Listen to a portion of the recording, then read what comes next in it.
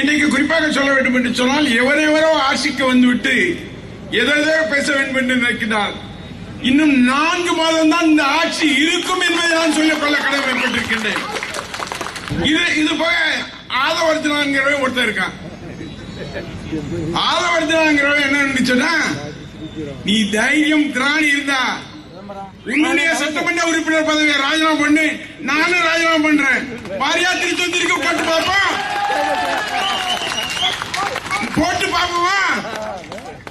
நீ வளர்ந்துட்டான்னா என்ன செய்ய முடியும்? இது எந்த ஊரு? எந்த வகையிலும் எவரையும் வீழ்த்தி விடுவோம். அந்த வகையிலே திருச்சி தேர்தல் எங்களுடைய தளபதி போட்டியிட வேண்டும் என்ற தீர்மானத்தை இன்றைக்கு காலையில் நாங்கள் வச்சிருக்கோம். எங்களுடைய தன்ன தொகுதி எப்படி தெரியுமா, அப்படியே சிங்கப்பூர் மாதிரி மாத்தி வச்சிருந்தாரு. ஆனா கேடு கட்ட அந்த தொகுதி மக்கள் நினைத்து பார்க்க முடியுமா? இன்னைக்கு குறிப்பாக சொல்ல வேண்டும் என்று சொன்னால், மகளிருக்கு 1000 உதவித்தொகை கொடுக்கும். நாங்க வந்தா 2000 தருவோம்னு சொன்னோம். இன்றைக்கு முதலமைச்சராக இருக்கின்ற முதலமைச்சர் நாங்க வந்தா 2500 கொடுப்போம்னு சொன்னான். நீ 2500 கொடுத்திருக்கணும்ல.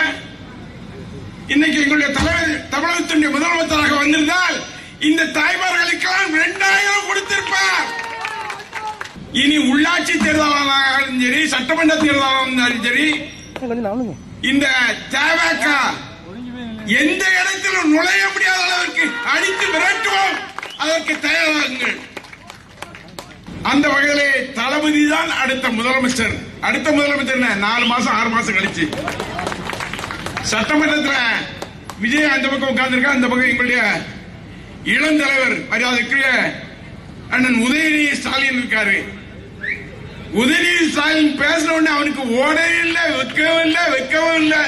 ஓட பார்த்தாலுங்க அவன் சொல்ற ஆதரவர்த்தனா இத மாதிரி இல்ல, நான் அனுப்பி பதில் சொல்லிருப்பேன். நீ என்ன பதில் சொல்லிடுவ? லாட்டரி சீட்டு விற்கணும் பாக்கியா? தமிழ்நாட்டில் லாட்டரி சீட்டு விற்கணும் பாக்கியா? லாட்டரிகளை கொள்ளடிக்கின்ற பாவி இந்த ஆதவர்த்தனா. அவன் இன்னைக்கு பேசுறான். அவன் தான் அவனுக்கு இப்ப கொடுத்திருக்காங்க, நிறைய பொறுப்பு கொடுத்திருக்காங்க கொள்ளடிச்சிட்டு போறதுக்கு. எந்த காரணத்தை நீ நினைக்கிறா 2000 கோடி அடிச்சுட்டு உடனே தேர்தல் செஞ்சுப்போங்கிற திட்டத்தில் இருக்கீங்க. அது நடக்கவே நடக்காது. அது நடக்கவே நடக்காது. அந்த வகையிலே விஜய் உட்கார்ந்து போது பாவம் சட்டமன்றத்தில் நாங்க பார்க்கும்போது எங்களுக்கே இதா இருக்கு. கண்ணு மூடிட்டு ஏதோ வாயில போட்டிருக்காரு. இவனை சுத்தி புசி ஆனந்த் ஒரு சீட்டுக்கு 5 கோடி ரூபாய், அடுத்து 3 கோடி ரூபாய், அடுத்து 2 கோடி ரூபாய், 50 லட்சம் இருந்தாலும் ஒரு சீட்டு. அட பாவி, சீட்டே விற்கிற பையன் புசி ஆனந்த் அவன் வழங்க முடியுமா? நீ யாருக்கெல்லாம் படம் வாங்குறாங்க புள்ளி வரமா சொல்லவா? RS முருகங்கிற காரன் திருநெல்வேலிக்காரன் நீ எவ்வளவு வாங்கினா?